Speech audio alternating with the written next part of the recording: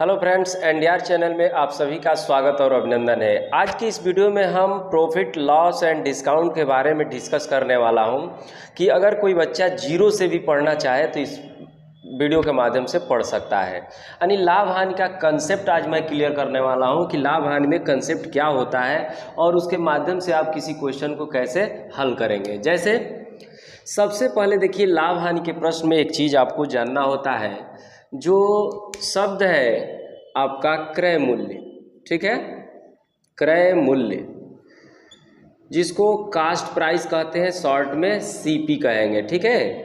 और इसका मतलब क्या है समझिए कि अगर कोई वस्तु आप खरीदने कहीं जाते हैं तो उसका जो मूल्य आपने दिया, खरीदते समय दिया, यानी जितने में वो वस्तु आप खरीदते हैं वो आपका क्या हो जाता है, क्रय मूल्य हो जाता है। जैसे मैं एग्जांपल भी इधर दे रहा हूँ, मैंने एक पेन 20 रुपये में खरीदा तो ये 20 क्या हो जाएगा, आपका क्रय मूल्य हो जाएगा। इसको शॉर्ट में आप सीपी बोल सकते हैं, कास्ट प्राइस, ठीक है। दूसरा चीज़ इसमें होता है विक्रय मूल्य, विक्रय मूल्य, ठीक है। तो जिस मूल्य पर हम कोई वस्तु को बेचते हैं, सेल करते हैं, उसको कहते हैं विक्रय मूल्य, शॉर्ट में इसको सेलिंग प्राइस आप बोलेंगे, सेलिंग प्राइस, ठीक है। जैसे मैंने 20 रुपये का पेन खरीद कर लाया और 30 रुपये में बेच दिए तो 30 मेरे लिए क्या हो गया, सेलिंग प्राइस हो गया, ठीक है। दो प्राइस आप समझ गए। इस चैप्टर के कंसेप्ट में ये सारे शब्द यूज होंगे। तीसरा आपका हो जाता है अंकित मूल्य। अंकित मूल्य का मतलब समझिए, अंकित मूल्य का मतलब होता है मार्क प्राइस, यानी कि जब हम कोई पेन खरीदने गए उस पर जो लिखा हुआ रेट रहता है उसको कहते हैं मार्क प्राइस। जैसे मान लीजिए इस पर लिखा था 25 और आपको मिल गया 20 में, तो 25 क्या है, मार्क प्राइस है, लेकिन आपको क्रय कितने में किए थे, 20 रुपये में, तो इसको मार्क प्राइस कहते हैं। तो इस चैप्टर में 3 प्राइस है आपका, एक कास्ट प्राइस, एक सेलिंग प्राइस और एक मार्क प्राइस। इन तीनों चीज़ों का उपयोग हम तब करते हैं जब हम कोई वस्तु की खरीद बिक्री करते हैं, तो इन तीनों शब्द का प्रयोग हमें करना ही पड़ता है। तो जिस मूल्य पर हम वस्तु खरीदेंगे वो क्या है, क्रय मूल्य। जिस मूल्य पर हम उसे बेचेंगे उसे विक्रय मूल्य, और जो वस्तु पर लिखा हुआ मूल्य होता है उसे अंकित मूल्य कहते हैं, ठीक है। तो वस्तु जो है अंकित मूल्य पर भी बिक सकता है, उससे कम पर भी बिक सकता है और उससे अधिक पर भी बिका जा सकता है, टैक्स वगैरह लगा करके। तो तीनों प्राइस आप समझ गए होंगे कि क्रय मूल्य, विक्रय मूल्य और अंकित मूल्य क्या है। तो अब हमको जो है इसमें तीसरा चीज़ जानना पड़ेगा कि इसमें क्या रिलेशन होता है, क्या आपसे पूछा जाएगा। जैसे पहला कंडीशन है कि यदि एसपी ग्रेटर देन सीपी, समझिए इसका अर्थ, अगर विक्रय मूल्य क्रय मूल्य से ज़्यादा है, विक्रय मूल्य क्रय मूल्य से ज़्यादा है, तो निश्चित है कि इस कंडीशन में आपको लाभ होगा, ठीक है। अगर विक्रय मूल्य क्रय मूल्य से ज़्यादा है तो आपको लाभ होगा।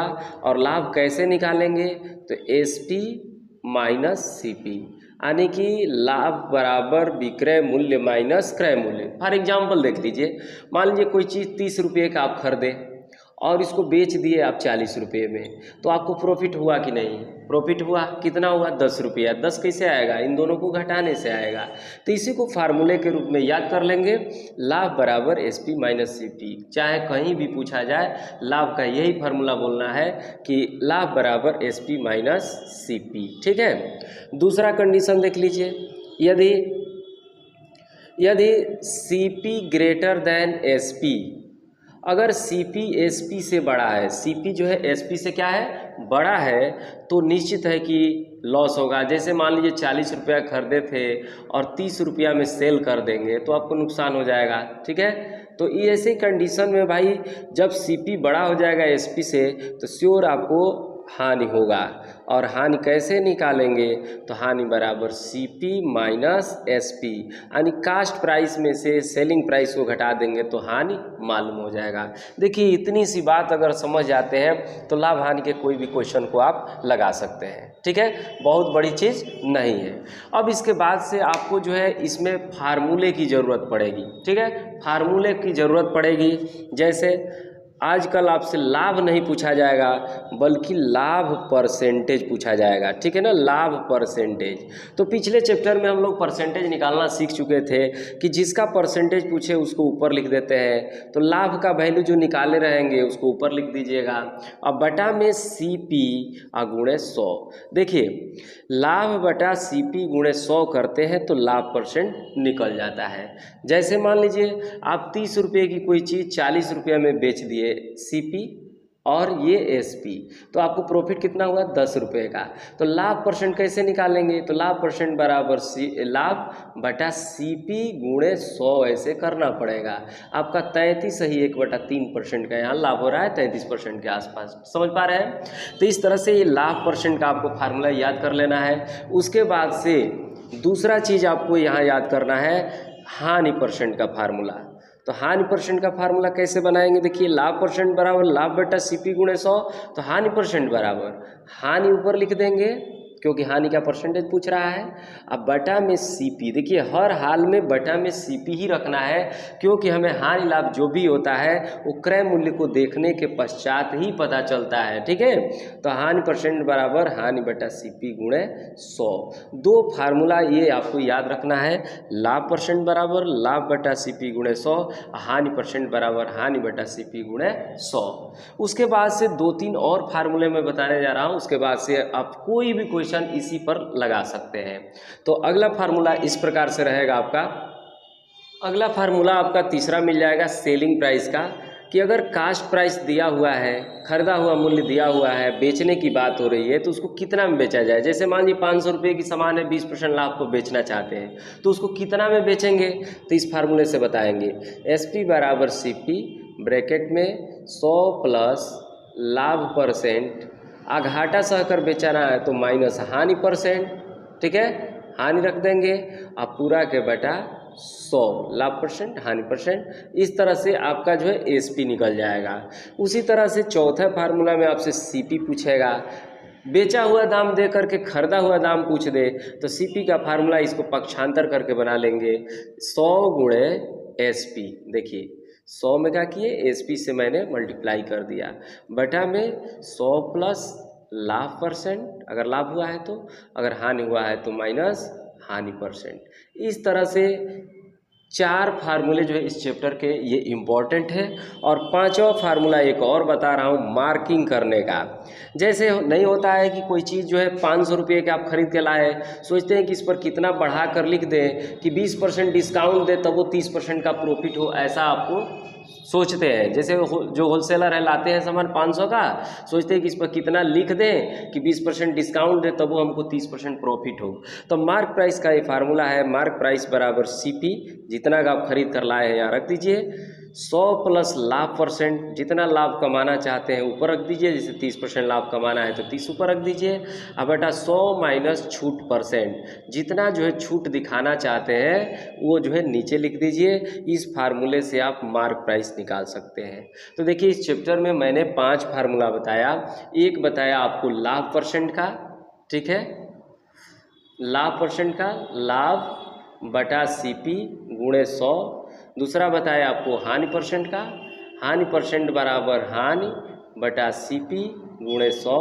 और तीसरा बताया सेलिंग प्राइस निकालने का, चौथा आपको कास्ट प्राइस और 5वां मार्क प्राइस। इसके बाद इस पर कोई फार्मूले की ज़रूरत नहीं पड़ती है, आप किसी भी क्वेश्चन को आप इसके आधार पर लगा सकते हैं। फिर भी मैं शॉर्ट में कोई क्वेश्चन करने के लिए मैं एक ट्रिक अलग से बता रहा हूँ कि शॉर्ट में किसी क्वेश्चन को करना होगा तो कैसे समझेंगे तो वो हल होगा। जैसे अगर लाभ हानि के प्रश्न को शॉर्ट में करना चाहते हैं तो ये चीज़ें आपको जानना पड़ेगा। जैसे क्रय मूल्य, क्रय मूल्य को आप हमेशा 100% मानिए, 100%। विक्रय मूल्य, जैसे विक्रय मूल्य को 100 प्लस लाभ परसेंट के बराबर मानिए, ठीक है, या 100 माइनस हानि परसेंट, ठीक है। यानी कि क्रय मूल्य को हमेशा 100% मानिए और विक्रय मूल्य को 100 से अधिक मानिए या 100 से कम। अगर फायदा हुआ है तो प्लस, हानि हुआ है तो कम मानिए। जैसे मान लीजिए कि मैंने किसी वस्तु को बेचा 5000 में तो मुझे 20% फायदा हुआ, यानी कि 100 प्लस 20 120% के बराबर इसको समझ लीजिए। और 120% का वैल्यू जब ये है तो 100% का वैल्यू हम लोग चुकी पर निकाल लेंगे, 120 से भाग देंगे, 1 का परसेंट का वैल्यू हो जाएगा, फिर 100% का वैल्यू निकालने के लिए 100 से मल्टीप्लाई कर देंगे, तो यहाँ से कास्ट प्राइस आसानी से निकल जाएगा। तो अगर ये बात आप समझ गए ना कि CP 100%, ASP 100 से ऊपर या 100 से नीचे हमको मानना है, ये बात समझ में आ रही है आपको। जैसे मैंने एक गाय 12,000 रुपये में खरीदा, तो क्या है क्रय मूल्य, तो हम लिखेंगे कि 100% बराबर इतना। समझ में आ रहा है। मैंने एक घोड़ा 12,000 रुपये में बेचा, तो मुझे 30% घाटा लग गया, यानी 100 माइनस 30, ये क्या है आपका 70% है। अगर ये दो बातें आपको समझ में आ रही है तो ये 60 तरीका आपको मालूम हो गया। अब हम किसी भी सवाल को इसके बेस पर भी कर सकते हैं। अब एक बात रहा डिस्काउंट का, थोड़ा समझिए। मान लीजिए 5,000 रुपये का कोई सामान है, इस पर 20% डिस्काउंट है, तो इसका मतलब क्या हुआ भाई, यानी कि 20% कम करना है। कम करना है तो क्या करेंगे, 5,000 गुणे 80/100, यानी जितना डिस्काउंट करना है 100 में से घटाकर बटा 100 से गुणा करिए, आपका 20% डिस्काउंट पर उसका दाम क्लियर हो जाएगा। देखिए आपको 4,000 में वो चीज़ मिल जा रहा है। तो डिस्काउंट के हर सवाल में आपको क्या करना है, बस माइनस कर देना है, वो सवाल आप आसानी से कर पाएंगे। तो लाभ हानि में इतनी चीज़ें अगर हम लोग समझ जाते हैं तो अब कोई भी सवाल करने में कोई दिक्कत नहीं होगी। अब हम किसी भी प्रश्न को हल कर सकते हैं। तो आज के वीडियो में इतना ही रहने दिया जाए, कंसेप्ट क्लियर हो गया। अब नेक्स्ट वीडियो में हम हर टाइप के प्रश्न आपको करके दिखाएंगे कि कैसे जो है हल किया जाता है। धन्यवाद।